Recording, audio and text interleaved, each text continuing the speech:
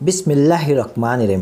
حضرت ابو ہریرہ رضی اللہ عنہ سے روایت ہے کہ رسول صلی اللہ علیہ وسلم نے فرمایا، جو اللہ کے راستے میں دوہری چیز خرچ کرے گا اسے جنت کے دروازوں پر سے پکار پکار کر کہا جائے گا کہ اے اللہ کے بندے، یہ دروازہ اچھا ہے۔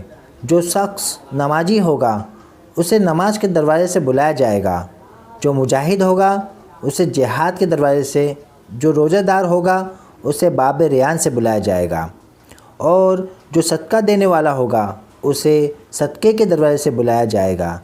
اس پر ابو بکر رضی اللہ عنہ نے کہا، یا رسول اللہ، میرے ماں باپ آپ پر فدا ہو۔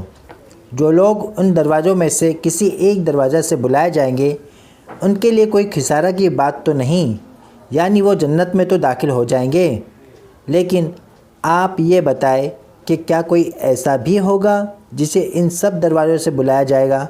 آپ صلی اللہ علیہ وسلم نے فرمایا، ہاں، اور مجھے امید ہے کہ آپ بھی انہی میں سے ہوں گے۔ متفق علیہ شرح۔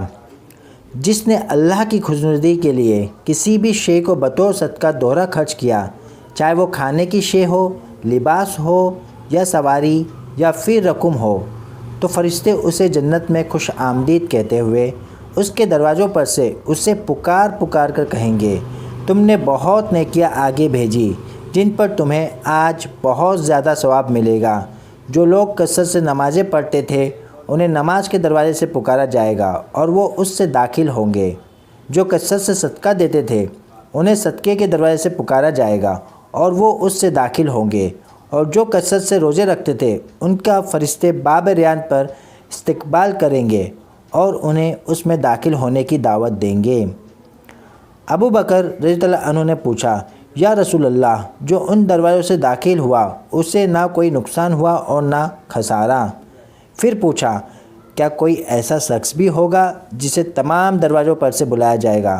آپ صلی اللہ علیہ وسلم نے فرمایا، ہاں، اور مجھے امید ہے کہ تم انہی لوگوں میں سے ہوں گے۔